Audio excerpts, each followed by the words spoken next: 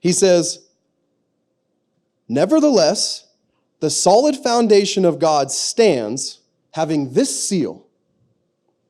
The Lord knows who are his. The Lord knows who are his. What he's saying to us is God's got it.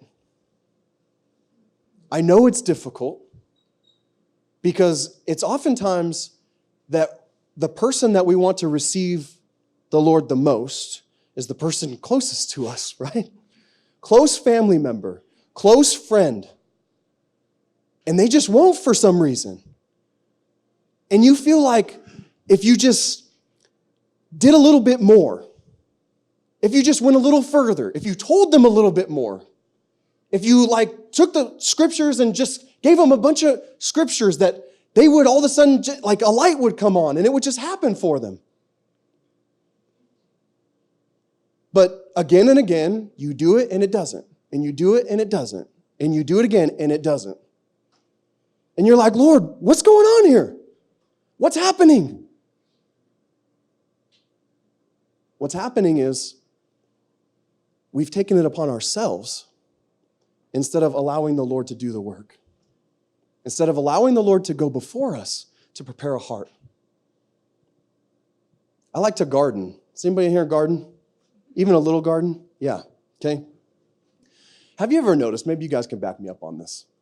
I've noticed in my garden, if I plant a little plant and then I'm really cautious about that plant and what I'm doing. I'm watering it, being very attentive to it, making sure that nothing hurts it, and really just really taking care of this plant and being a helicopter parent around this plant. Just doing everything I can. I've noticed that plant doesn't do as good as all the other plants. And I'm like, I don't understand this, Lord. I take care of this little plant. I do everything. I give it everything it needs. I take care of every little need that it has. And yet it doesn't do as well as all the other plants that I don't even care about. How could this be? All the other plants are growing up all big and strong and giving me vegetables and all kinds of stuff. And my one little plant is looking so sorry and sad. Look, it's the same thing with people. In the parable of the sower, Jesus says a man went out to sow seeds.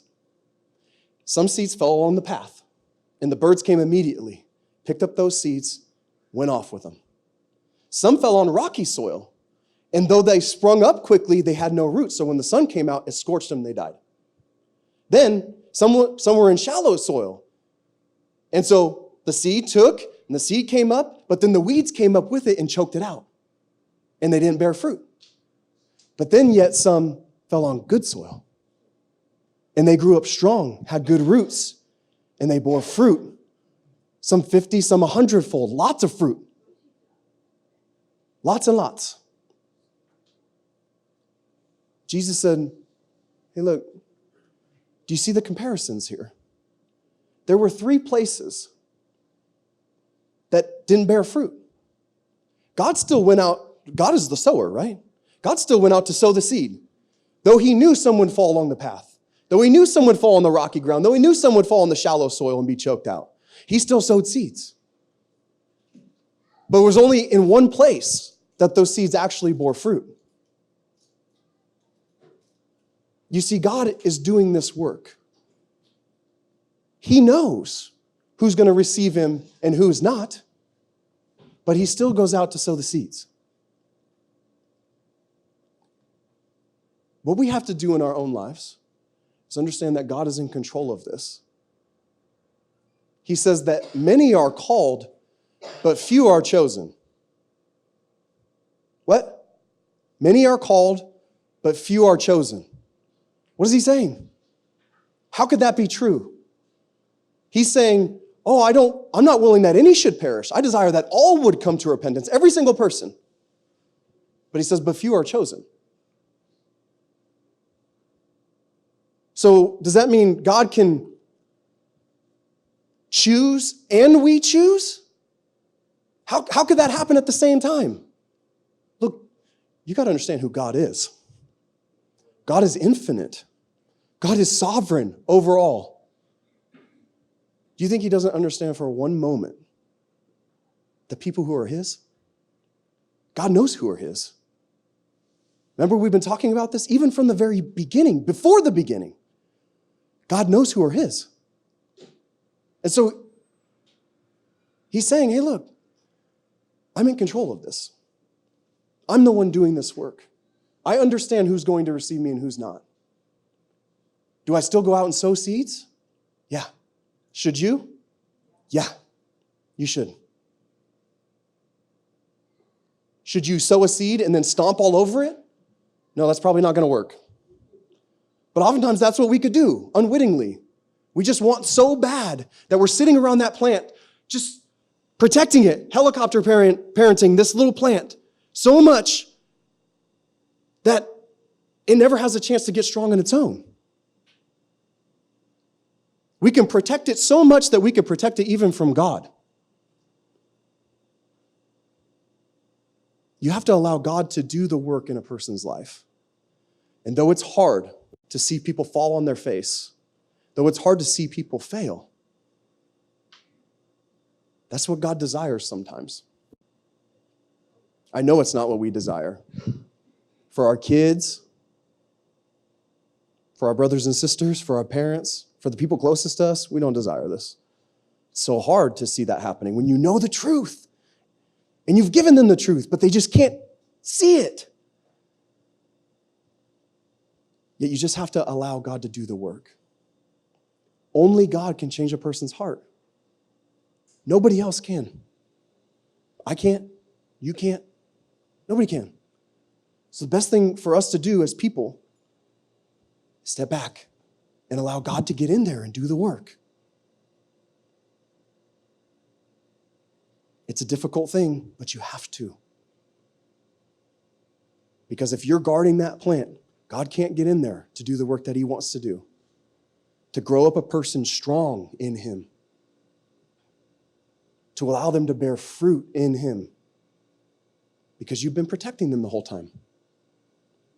Look, we are all children to God. Doesn't matter how old you are God's child. Do you think God doesn't want his children to be saved? Of course he does. Even more than you do. He wants people. That's his heart's desire. And he wants you to allow him to do that. Okay? There's a balance here. That doesn't mean just sit back and do nothing. If God's telling you to do something, then do something. But you better make sure it's God. Because if it's not God, you could be pushing people away from God. You could push people away from God just as easy as you could push them toward him. Maybe even easier. Maybe even easier. It has to be right. You have to allow God to do that work. It's his work. It's been his work from the beginning. Even before you were born, it was his work. And he's continuing to do that work now. Pray. Pray for your lost family members. Pray for your kids. Pray for your brothers and sisters. Pray for your parents. Pray for everyone. I have prayed and prayed and prayed and prayed and prayed, and I've seen God do works that I could never even imagine happen. Never even imagine. In my own family. You know how Jesus said, like, a prophet is not without honor except in his own hometown? You know why? Because the people know you there. They've seen you before. So they don't always want to receive from you. But God can do that work. God can do the work that you can't do. So you have to decide what's better. Is it better for you to do the work, or is it better for God to do the work? Because if you allow God to do the work, it's easy. If you try to do the work, man, you're going to be trudging through that mud for so long. It's not going to be fun. God says, hey, just give it to me, and I'll do it. It's his job.